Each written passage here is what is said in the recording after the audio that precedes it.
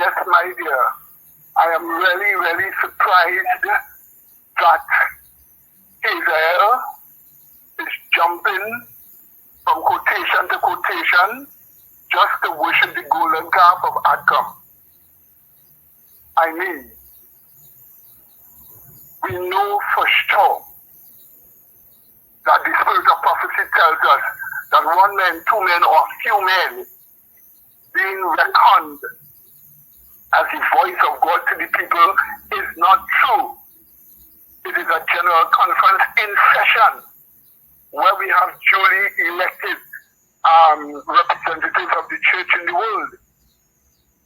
But yet still, Hazael keeps pointing to the term general conference, and by that he means the administrative committee, ADCOM, which is really the real power in the general conference.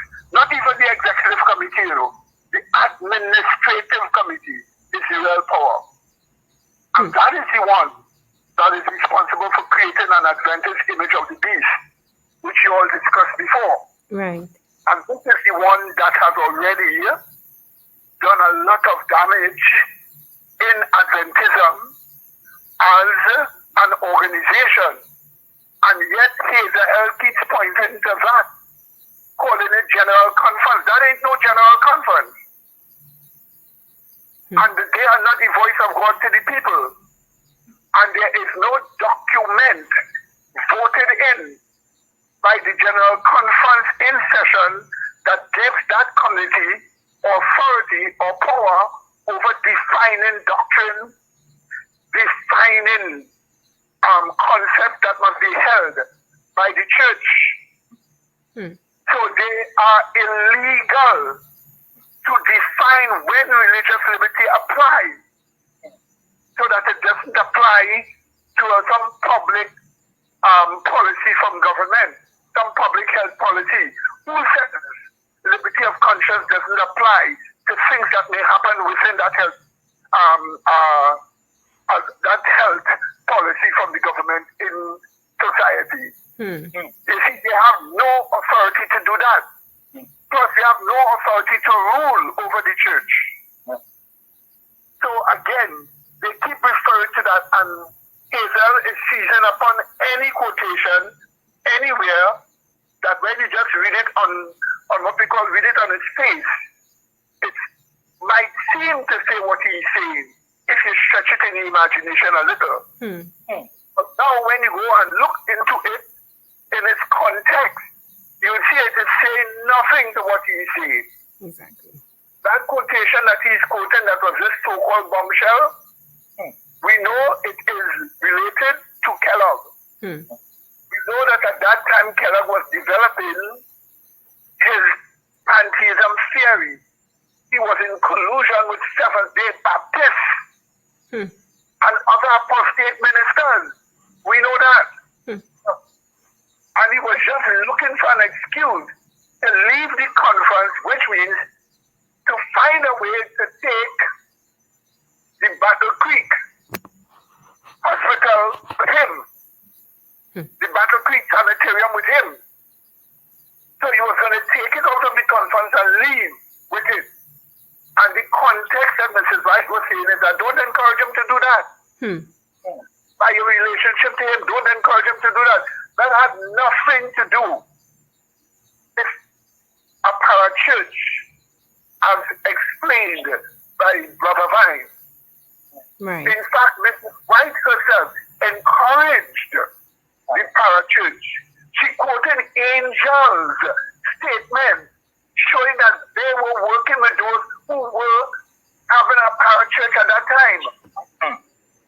So that you had the general conference, and they had a usurped authority over the General Adventist Church, and alongside them, you had churches with various institutions, not under conference ownership nor control.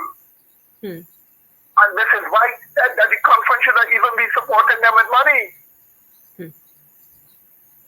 So Mrs. White agreed with a parachurch functioning to save people. She called it the irregular line. while the conference was the regular line. This was the irregular line. And she says that there's more fruit in the irregular line than in the regular line. She herself said that. So, again, Hazael will find another way to fight against these truths and lie on history. And as you rightly said, Sister Ashley, one should not trust Hazael to read for them. Once you trust him to read for you, evil angels plant insinuations into your mind for what he says. And when you begin to consider those insinuations, to see if it is truth, without being insulated with the faith of Jesus Christ or the real gospel, your emotions begin to incline towards believing it. And so, Hazael tempts you to have internal temptation that you are in sin. And the devil keeps using him over and over to put internal temptation in people, which is sin. That's the reason why the only security is the everlasting gospel of systematic theology. These truths fill your heart with protection from his insinuations. So he makes a statement, you don't trust it. You investigate it according to the gospel, and you find it falling short. Over and over, he keeps taking this 1901 statement from Mrs. White, which when the church was reorganized, she was telling one of those conferences, don't break away from the general conferences there. You don't have this reciprocal dependence on each other. That's what she was saying to them. And that's when the church was reorganized. Amen. That's in 1901. But Daniels, Arthur G. Daniels, who became the chairman of the General Conference Committee at that time, without power, worked behind the scenes to reverse the organizational reform. So that at 1903, what did he do? He reversed the organizational reforms and became president. And that is the same time in Testimonies Volume 9, Mr. White wrote this statement about the Adventist Church where she says, stripping off the garment, God laid bare the defilement beneath. And all these people have corrupted themselves. She said that here and then. This tells us that that organization that they put up there was very, very bad. And was in 1913 by Daniel, since even though he had the presidency of the General Conference, the union conferences kind of kept them off from control. So that Daniel and company devised a method. What? They put lump certain union conferences together and call them divisions of the General Conference. That way the General Conference will now have authority over the Union Conference under the term divisions of the General Conference. Wow. And that has grown stronger and stronger until ADCOM has the authority over the division. And the North American division is the one that is leading out in all this apostasy and drawing the other divisions all around the world with it. You see? Right. They're the ones doing that. And that is the reason why we must remember, we must never allow them to deceive us, never allow them to control us. Amen. In fact, as we said, even though they have a corrupt form of church government, yet within that government, there is no legal basis for controlling doctrinal beliefs and concepts in the church. Amen. And for some of the authority they have. Even though that is the case. But because they either do it illegally or in the case of trademarking a religious name, get the state to prosecute conscientious believers. And so get to do it forming a Seventh-day Adventist image of the beast, while the Apostle Protestants haven't even formed theirs as yet. You as the Adventist Church have yours. That is why I always say people do not understand how grievous the apostasy is. How grievous. It was Ted Wilson's father, Neil C. Wilson, that made pronouncements before the court in California and other places, declaring the Adventist Church to be another Catholic church with a first minister, with orders like the nuns and so on. He is the one that did that and identified the General Conference as the Seventh-day Adventist Church. He pushed a hierarchical system which he said the Adventist Church had. Right. And he did it because the only how they would get away from discrimination before the courts is if they had that type of church governance. So what did he do? Pushed that type of church governance before the courts, like the Catholic Church, to get away from their keys, to escape.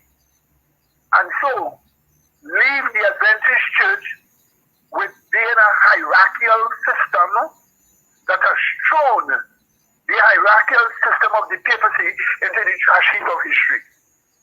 But the evil stick with the church, because now look what they are having.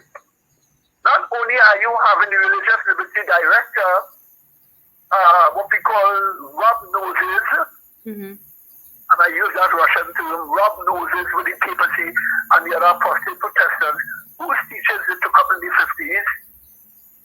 But now they are having another conference, which is going to show they have so much in common with the Catholic Church, while they cannot identify them as thieves. They are literally apostatizing more and more boldly before our eyes from the three angels' messages.